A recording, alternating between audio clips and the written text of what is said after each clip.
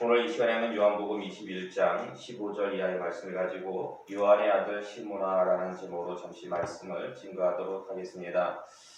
오늘 본문 말씀은 여러분이 너무나 잘 아시는 말씀입니다. 부활하신 예수님께서 갈릴리 바다에 나타나사 시몬 베드로에게 말씀하십니다. 내가 나를 사랑하느냐? 몇 번 질문하십니까? 3번 질문하시죠. 그런데요, 15절의 말씀을 여러분 자세히 보세요. 오늘 보면 15절의 말씀을 자세히 보시면 요한복음의 저자인 사도 요한은 지금 베드로를 어떻게 소개하고 있습니까? 시몬 베드로라고 그렇게 소개하고 있습니다. 자, 그런데 예수님은 지금 베드로를, 시몬 베드로를 뭐라고 부르십니까? 요한의 아들 시모나라고 그렇게 부르시고 계십니다. 그렇다면 왜 이렇게 소개하고 부르는 호칭이 다른 걸까요? 주석을 보니까요, 당시 시몬 베드로라는 이름은 주변 사람들이 베드로를 부를 때 사용한 공식 호칭이었다고 합니다. 그래서 지금 사도 요한도 베드로를 시몬 베드로라고 소개하고 있는데요. 그럼 왜 예수님은 시몬 베드로를 시몬 베드로라고 부르지 않고 요한의 아들 시모나라고 그렇게 호칭하고 계신 걸까요? 요한복음 1장 40절에서 42절의 말씀 볼까요? 앞으로 가셔서 요한복음 1장 40절에서 42절의 말씀, 요한복음 1장 40절에서 42절의 말씀, 우리 함께 한 목소리로 공독하겠습니다. 시작. 요한의 말을 듣고 예수를 따르는 두 사람 중에 하나는 시몬 베드로의 형제 안드레라. 그가 먼저 자기의 형제 시몬을 찾아 말하되 우리가 메시아를 만났다 하고, 메시아는 번역하면 그리스도라. 데리고 예수께로 오니 예수께서 보시고 이르시되 내가 요한의 아들 시몬이니 장차 게바라 하리라 하시니라. 게바는 번역하면 베드로라. 아멘. 그러니까요, 원래 예수님보다 앞서서 예수님의 길을 예비했던 그 세례 요한의 제자였던 안드레, 원래 베드로의 형제였던 안드레는요, 예수님의 제자 이전에 세례 요한의 제자였습니다. 그런데 세례 요한의 말을 듣고 이제 예수님을 갖다가 따르기 시작합니다. 그래서 예수님을 만난 후에 자기 형제인 베드로를 데리고 예수님 앞으로 나아갑니다. 근데 예수님께서 오늘 말씀을, 방금 봉독한 말씀을 보니까요, 베드로를 갖다가 보시고 어찌하십니까? 계명하시죠. 그런데요, 계명하시기 전에 성경을 자세히 보시면 예수님께서 베드로를 갖다가 보셨다라는 말씀이 있습니다. 이 보셨다라는 말씀을 갖다가 원어적으로 보면요, 그냥 한번 스쳐보는 것이 아니었어요. 흘깃 보는 것이 아니라 주목하여서 눈여겨보셨다라는 것입니다. 비록 짧은 시간이었지만 예수님은 신적인 통찰력으로 베드로를 갖다가 꿰뚫어 보시고 이름을 새로 지어주신 것인데요. 원래 이름은 뭐였습니까? 성경은 증거하기를 요한의 아들 시모나. 그러니까 베드로하고 안드레, 시몬과 안드레의 아버지는 요한이었고 그 아들이 베드로, 시몬이었습니다. 근데 이 시몬의 뜻은 듣는다, 들음이라는 뜻이고, 계명된 이름 게바, 베드로, 게바라는요 아람어식 이름입니다. 그리고 이 게바라는 이름을 갖다가 헬라식으로 표현하면 베드로가 되죠. 뜻은 뭡니까? 반석이라는 뜻이에요. 반석. 그러니까 지금 원래 시몬의 이름은 들음이었는데 반석이라는 이름으로 예수님께서 계명을 해주셨다라는 것입니다. 그렇다면 왜 예수님은 시몬에게 반석이라는, 게바라는, 베드로라는 이름을 갖다가 계명해 주신 걸까요?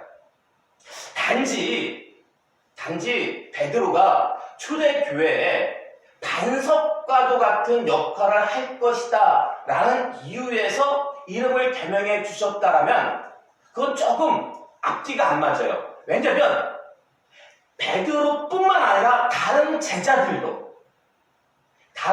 제자들도 사도들도 다 반석과도 같은 역할을 감당했기 때문입니다. 그리고 베드로에 앞서서 먼저 예수님의 제자가 됐던 안드레는요 예수님께서 이름을 결명해 주시지 않았어요. 성경을 자세히 보시면 세례 요한의 제자였다가 안드레와 함께 이렇게 예수님의 제자가 된 인물이 있습니다. 이 요한복음에는 누구라고 정확히 나오질 않아요. 근데 학자들은 그 사람이 바로 이 요한복음을 쓴 사도 요한이었을 것이다 라고 그렇게. 예수님의 가장 사랑하는 제자가 사도 요한이었잖아요. 근데 사도 요한에게도 이름을 갖다가 개명해 주지 않아요. 한결같이 초대교회에 반석과도 같은 그러한 역할들을 감당했던 인물들인데 먼저 된 제자나 가장 사랑하는 제자 이름 개명해 주지 않아요. 그런데 베드로는 딱 한 번 보시고서는 이름을 그 자리에서 처음 만난 그 자리에서 이름을 개명해 주셨다라는 것입니다. 왜 베드로만 이렇게 이름을 개명해 주신 걸까요? 마태복음 16장 13절의 말씀 볼까요? 성경을 앞으로 좀 넘기셔가지고 마태복음 16장 13절에서 18절의 말씀입니다. 마태복음 16장 13절에서 18절의 말씀.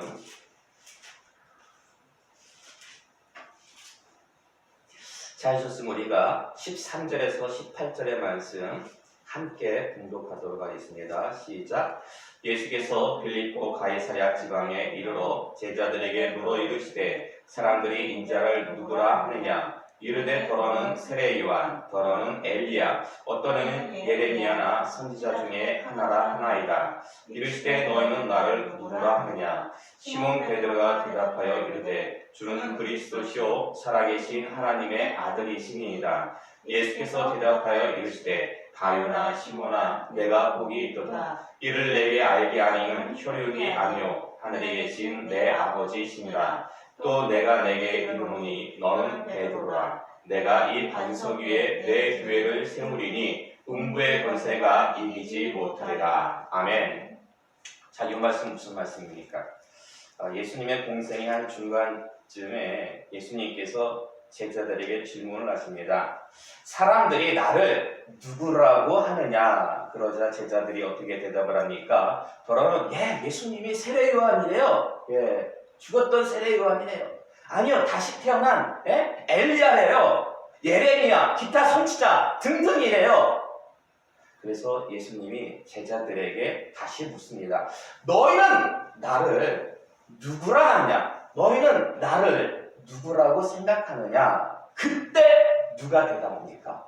베드로가 대답하죠. 베드로가 뭐라고 대답을 합니까? 주는 그리스도시요 살아계신 하나님의 아들이시니이다.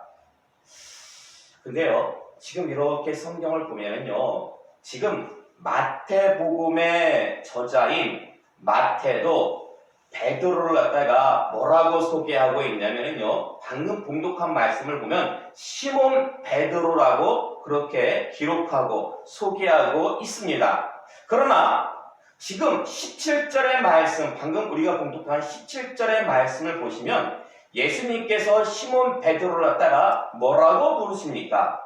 바요나 시모나. 바요나 시모나. 바요나 시모나. 여기서 말씀하고 있는 바요나라는 것은요, 바는 원래 누구의 아들이라는 뜻입니다. 여러분이 잘 아시는 바돌로메 있잖아요. 바돌로메는 원래 이름이 아니에요. 돌로메의 아들이라는 뜻입니다. 따라서 여기서도 바요나라는 것은 요나, 즉 요한의 아들 시모나라고 이렇게 부르시고 있다라는 것입니다. 그런데 여러분, 이 시몬 베드로의 이름, 시몬의 이름을 갖다가 누가 개명해 주셨습니까? 예수님께서 개명해 주셨죠. 그래서 좀 아까 우리가 오늘 원래 본문의 말씀인 요한복음이나 지금 마태복음은요 전부 이 시몬을 갖다가 시몬 베드로라고 그렇게 소개하고 기록하고 있습니다. 그러나 정작 계명을 해주신 예수님께서 시몬을 갖다가 뭐라고 부르고 계십니까? 예? 계명 후의 이름이 아니라 원래 처음 이름 바요나 시모나라고 그렇게 옛 이름을 갖다가 부르시고 있다라는 것입니다. 왜 그러신 걸까요? 왜 예수님께서? 네. 사실 여기에는요 아주 간단하지만 심오한 진리가 깔려 있는데 그 이유가 바로 이어서 나오는 17절의 말씀. 예? 바요나 시모나 내가 복이 있도다. 이를 내게 알게 한 이는 혈육이 아니라 하늘에 계신 내 아버지시니라. 제자들에게 너희는 나를 누구라고 생각하느냐? 그때 베드로가 주는 그리스도시요 살아계신 하나님의 아들이십니다. 그러니까 예수님께서 말씀하시기를 바요나 시모나 너한테 복이 있도다. 이것을 알게 하는 이는 혈육이 아니라 하늘에 계신 아버지 하나님이시다. 그러니까요 지금 예수님께서 강조하시고자 하는 바는 이 베드로의 위대한 신앙 고백이 바요나 시몬 즉 혈육에 의한 것이 아니라 하나님께서 깨우침을 주셨기 때문에 가능하다라는 것을 강조하시기 위해서 일부러 옛날 혈육에 근거한 그 이름을 갖다가 다시 부르셨다라는 것입니다. 그래서 17절 이후에 바로 이어지는 18절 말씀 뭐라고 말씀하십니까? 또 내가 내게 이르노니 너는 누구라? 베드로라. 방금 전까지는 바요나 시모나 이렇게 부르셨다가 바로 이어서 하시는 말씀이 너는 베드로라. 그러면서 하시는 말씀이 내가 이 반석 위에 너의 이름의 뜻은 반석이니까 내가 이 반석 위에 내 교회를 세우리니 음부의 권세가 이기지 못할 것이다. 네 여러분 예수님께서 베드로라는 반석 위에 예수님의 교회를 세우신다는 거 이게 무슨 뜻일까요? 이게 어떻게 사람 위에다가 교회를 갖다가 베드로를 갖다가 땅 밑에 묻고서는 그 위에다가 교회를 갖다가 세우시겠다는 겁니까? 그거 아니죠.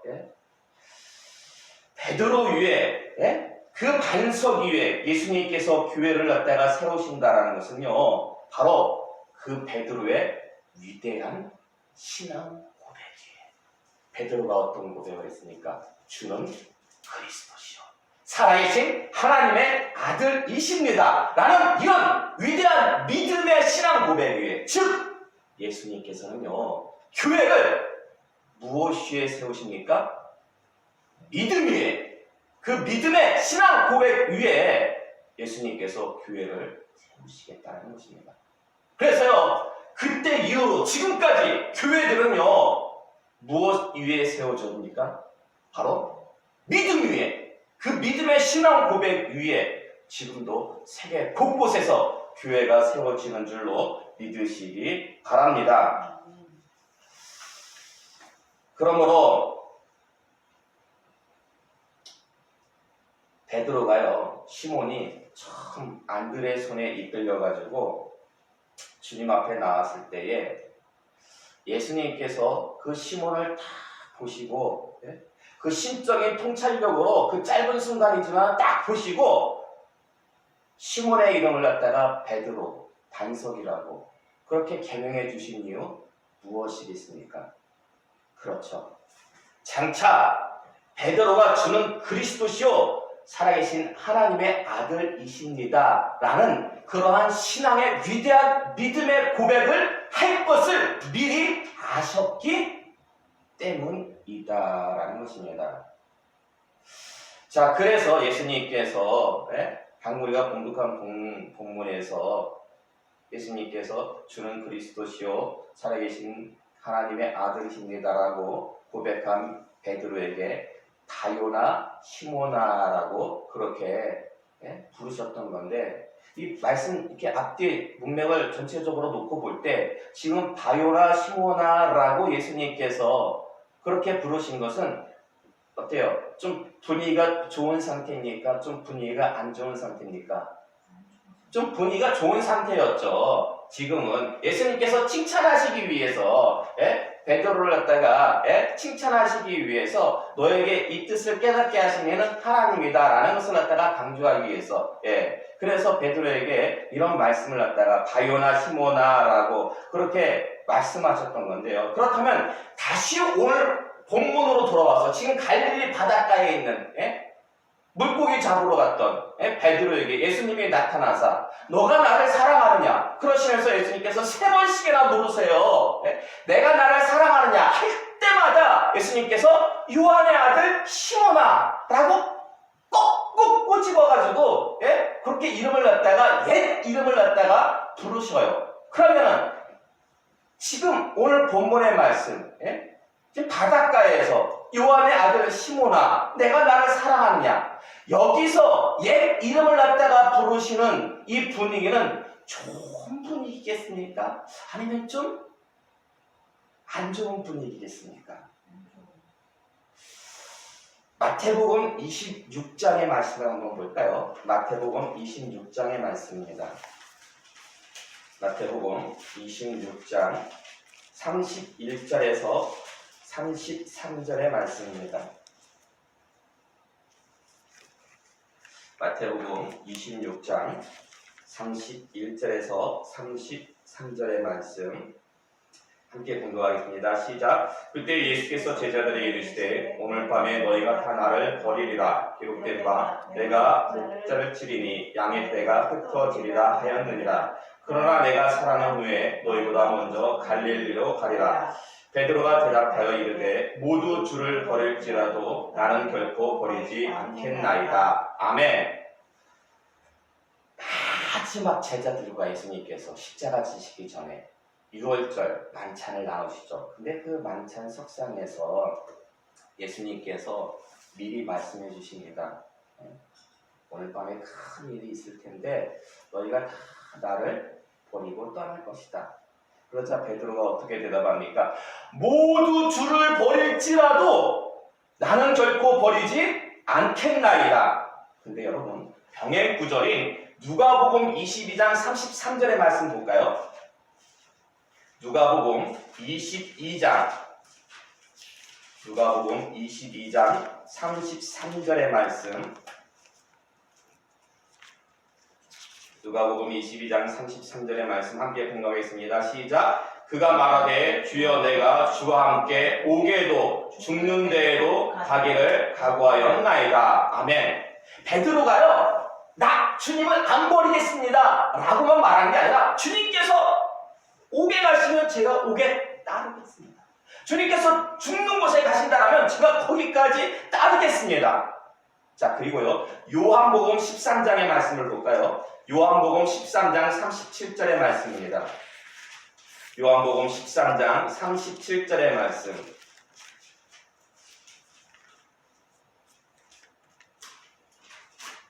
요한복음 13장 37절의 말씀 함께 공독하겠습니다. 시작. 베드로가 이르되 주여 내가 지금은 어찌하여 따라갈 수 없나이까 주를 위하여 내 목숨을 버리겠나이다. 아멘.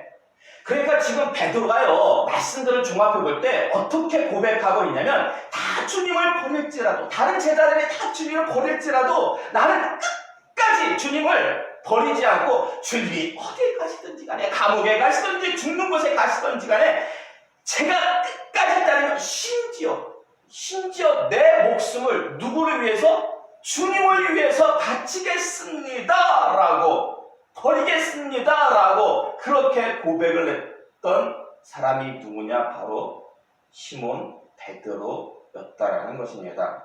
자, 이랬던 베드로가요 마태복음 26장의 말씀 볼까요? 마태복음 26장 69절에서 마태복음 26장 69절에서 74절의 말씀 제가 가진 신약성경으로 49면입니다.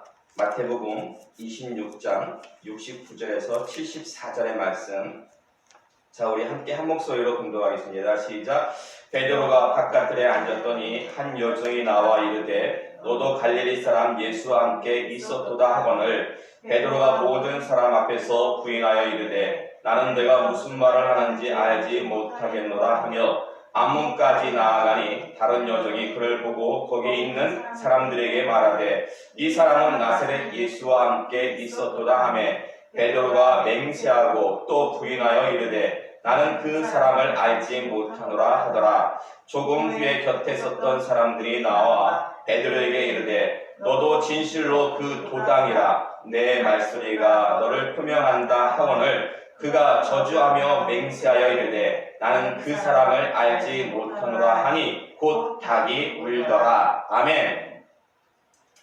그러니까 베드로는요 예수님 붙잡혀 가실 때 멀리서 떨어져가지고 예수님을 갖다가 쫓아갔는데 예수님께서 이제 대제사장의 집 뜰에 갇히셔가지고 고문을 당할 때에 그때에 거기서 베드로가 어찌합니까?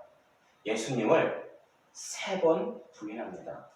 그런데 그냥 부인한 것이 아니라 저주하며 맹세까지 하면서 정말 저 사람 몰라요. 네? 내가 만약 저 사람 조금이라도 안다면은 나는 하나님으로부터 저주받을 겁니다. 맹세컨대 나는 저 사람 몰라요. 아마 이런 식으로 예수님을 부인했던 것 같아요. 자, 그러자 누가복음의 말씀 볼까요? 누가복음 22장 61절의 말씀입니다. 누가복음 22장 61절의 말씀.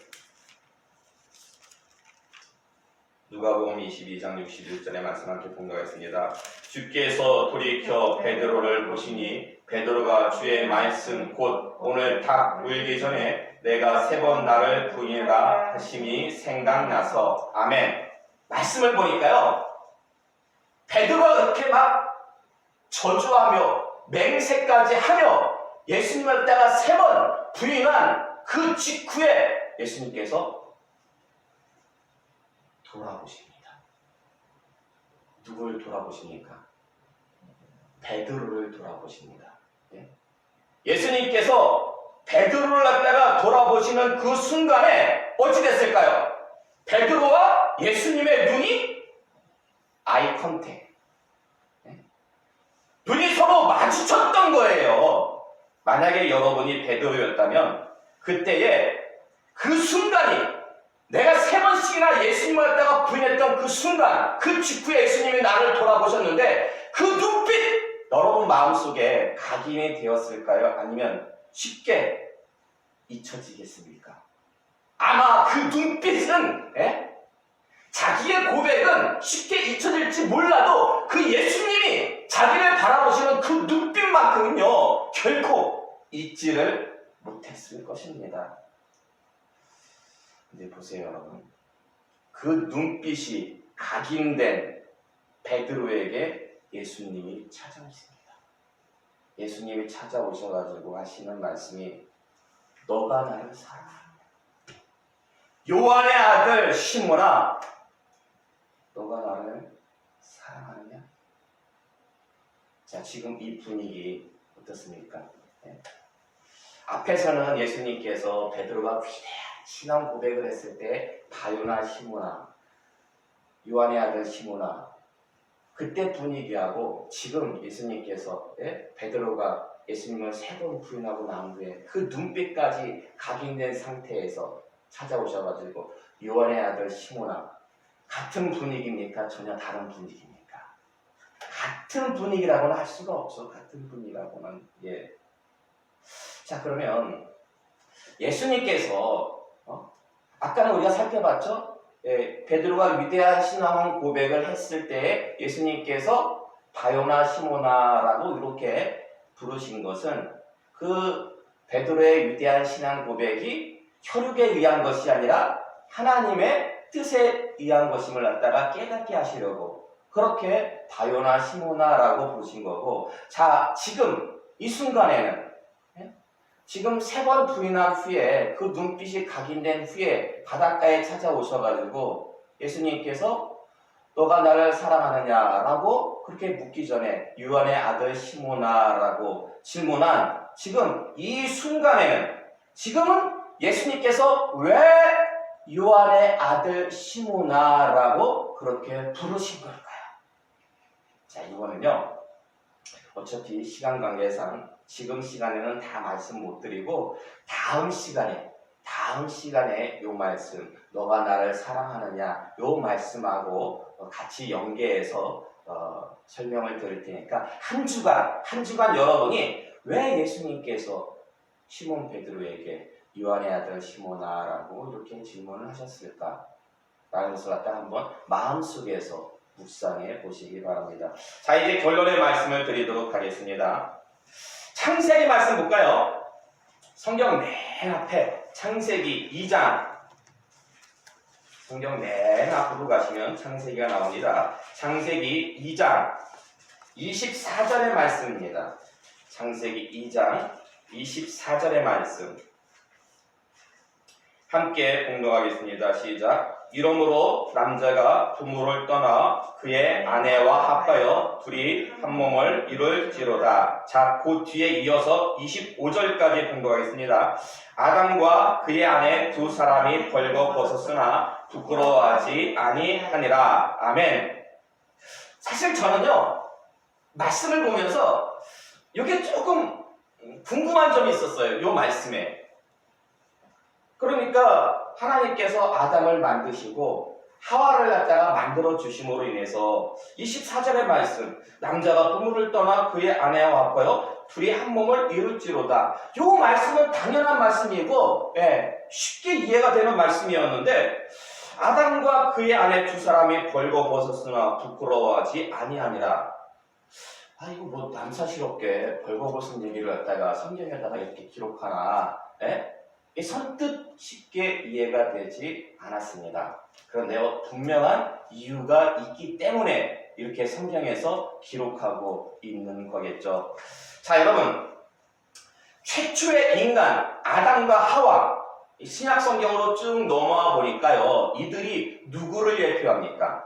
이들이 바로 예수님과 교회를 갖다가 예표하는 거예요. 아담은 예수 그리스도를 예표하고 하와는 누굴 예표합니까? 교회를 갖다가 예표한다는 것입니다. 그러므로 지금 24절의 말씀, 남자가 그의 아내와 합하여 둘이 한 몸을 이룬다는 말씀.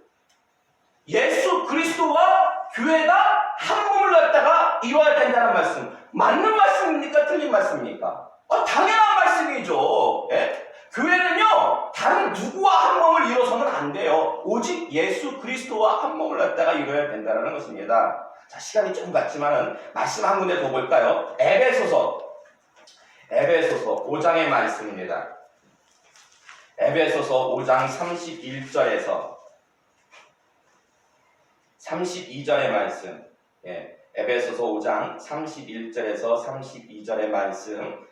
자, 함께 공독하겠습니다. 시작. 그러므로 사람이 부모를 떠나 그의 아내와 합하여 그 둘이 한 육체가 될지니 이 비밀이 크도다. 나는 그리스도와 교회에 대하여 말하노라. 아멘. 사도 바울은 알았던 거예요. 이 비밀이 무슨 비밀이에요? 바로 최초의 아담과 하와, 남자와 여자는 결국 누구를 예표한다? 예수 그리스도와 교회를 예표하므로 결국 둘이 한 몸이 돼야 되는 것이구나 라는 것을 갖다가 사도 바울은 깨닫고 이렇게 지금 성경에서 증거하고 있다라는 것입니다.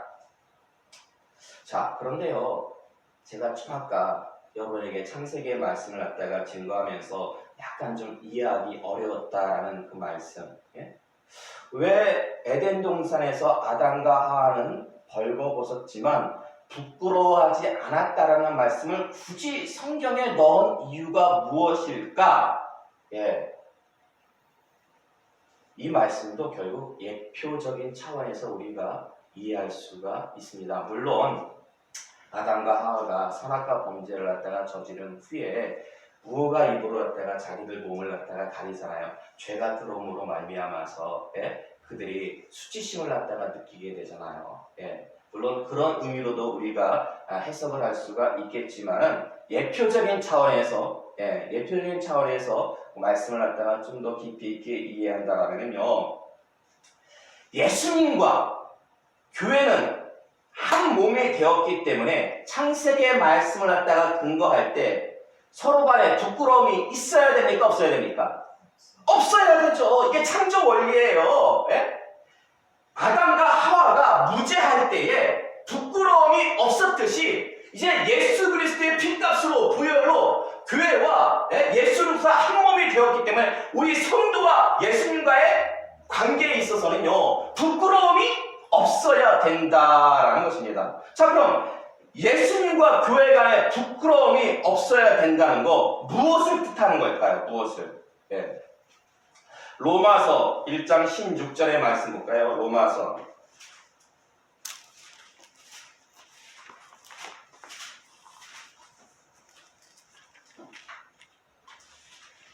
로마서 1장 16절의 말씀 함께 공독하겠습니다. 시작. 내가 복음을 부끄러워하지 아니하노니 이 복음은 모든 믿는 자에게 구원을 주시는 하나님의 능력이 됨이라. 먼저는 유대인에게요, 그리고 헬라인에게로다. 아멘.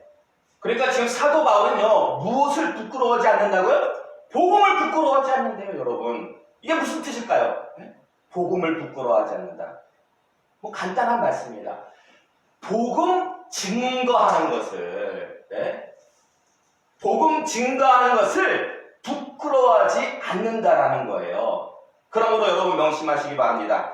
예수 그리스도와 한 몸 된 교회는, 성도는요, 복음을 부끄러워하지 말고 담대히 세상에 나가서 증거해야 되는데, 뭐라고 증거해야 됩니까? 어떻게 우리가 복음을 갖다가 증거해야 됩니까? 베드로가요, 어떻게 증거했습니까? 주는 그리스도시요.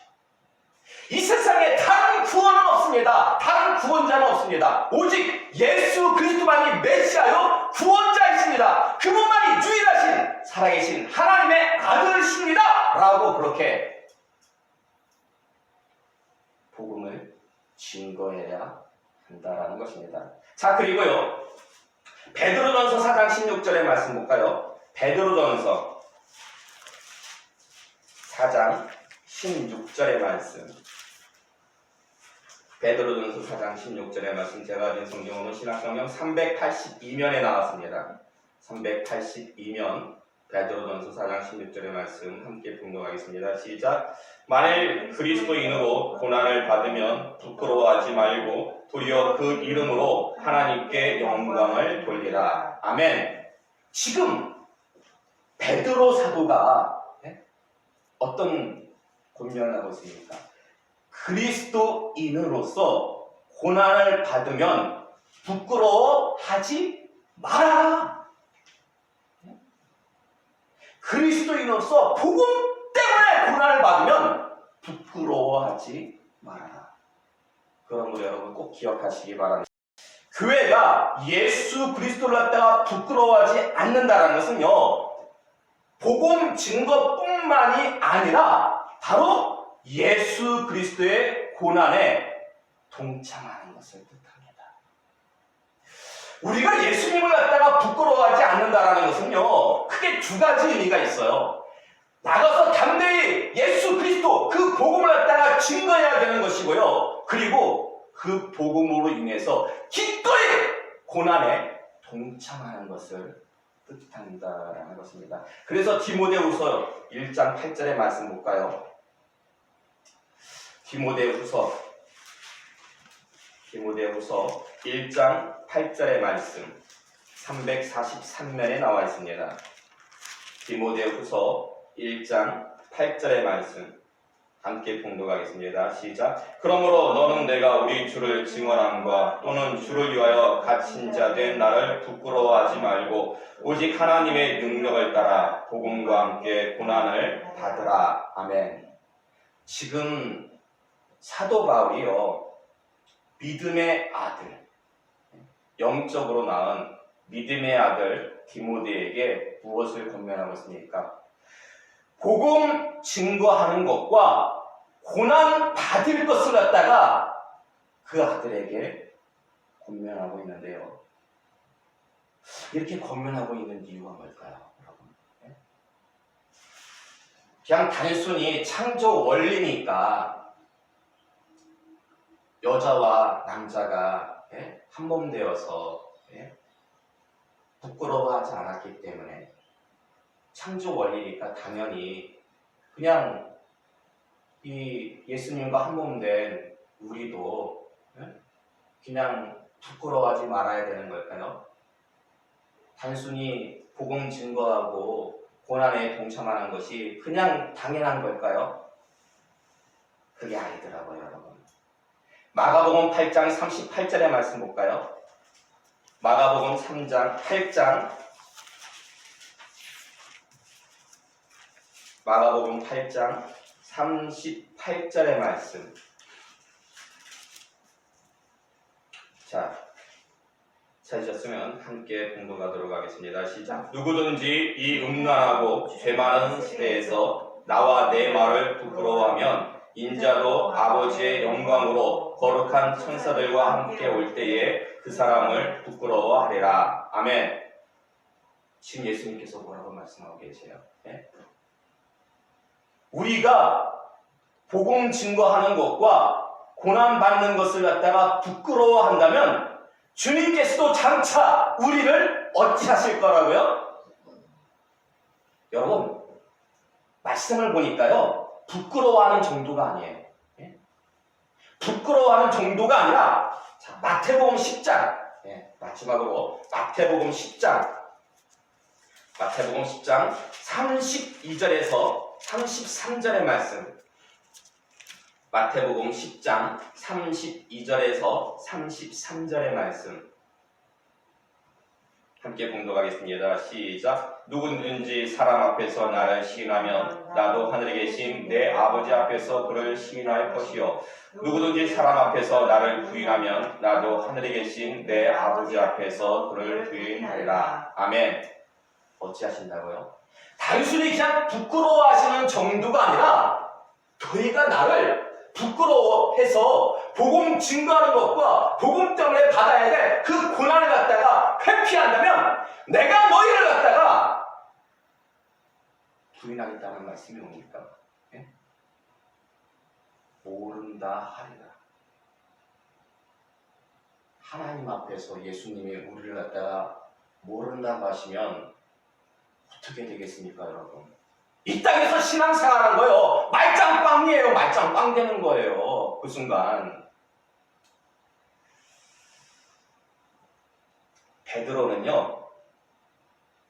베드로는 정말 위대한 신앙의 고백을 했습니다.